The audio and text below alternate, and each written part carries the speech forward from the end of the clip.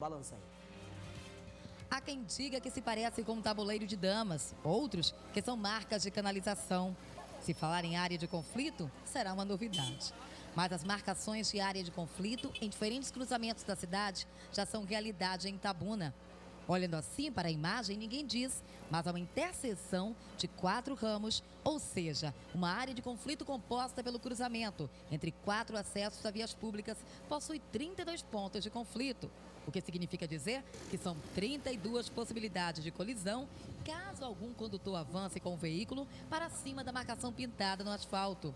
E parar em cima da marcação pode gerar prejuízos ao motorista ou motociclista, como perda de pontos na carteira e até remoção do veículo. Essa é uma área que tem radares, então se fechar o sinal, o semáforo, e ele ultrapassar, ele vai ser autuado. Quando o semáforo fechar, ele estiver estacionado em cima do mosaico. Mas outras intervenções foram realizadas na cidade no intuito de reduzir acidentes. As mais importantes ocorreram em 4 trechos da Avenida Juraci Magalhães, com a eliminação de 2 trevos da morte, cruzamentos da Rua São Sebastião e na Avenida Floriano Peixoto. Outra intervenção para evitar novos acidentes foi a construção desta rotatória no final da Juraci Magalhães.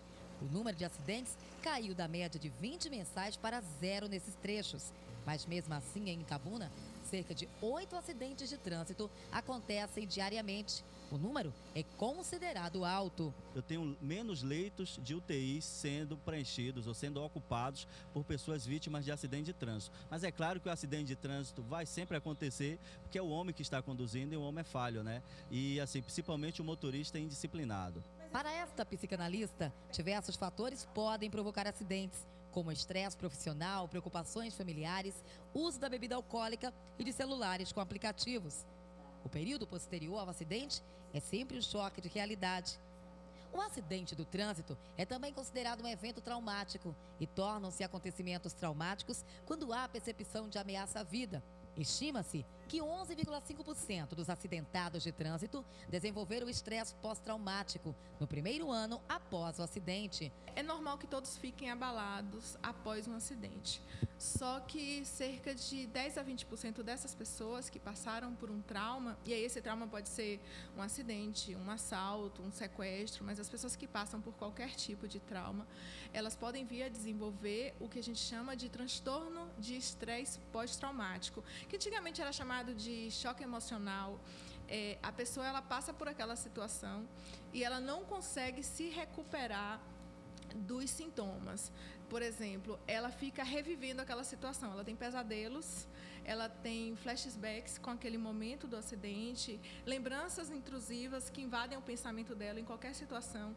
E essa revivência traz aqueles mesmos sentimentos que ela teve durante o acidente. A sensação de horror, o medo de morrer, a sensação de total impotência, né? Que às vezes seu carro está virando, você não tem o que fazer, você se sente totalmente vulnerável nesse momento. Então, todos esses sentimentos, essas emoções daquele momento, elas são revividas. Um outro sintoma é o comportamento de esquiva, que a gente vê muito. A pessoa que passou por um trauma, ela tenta evitar qualquer coisa que lembre aquela situação, não é nem evitar a situação, ela tenta evitar qualquer coisa que lembre aquela situação.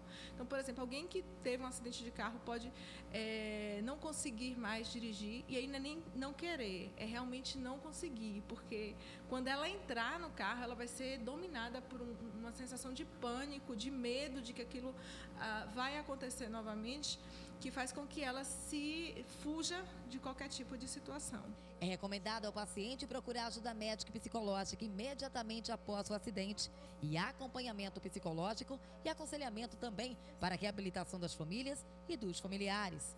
Lembrando que os acidentes, além de sintomas, trazem sequela social e econômica, moderando de forma invisível a toda a sociedade. Ainda tem aquela sensação, às vezes, de culpa, né? De que eu estou nesse estado, estou aqui nessa cadeira de roda, minha vida agora se resume a isso, por culpa minha, por um descuido meu. Então, às vezes, também tem essa sensação de culpa. Quando esse mal é causado ao outro também, é uma sensação terrível, quando alguém está no volante e acaba ferindo quem está do lado, né? a sensação de culpa. E o prejuízo não é só para o indivíduo, é para a família, para toda a família, para todos aqueles que o cercam e para a sociedade que arca com esses custos, né, com os custos desse tratamento. Toda a sociedade acaba, de alguma forma, sofrendo as consequências de um comportamento descuidado no trânsito que pode vir a gerar um acidente.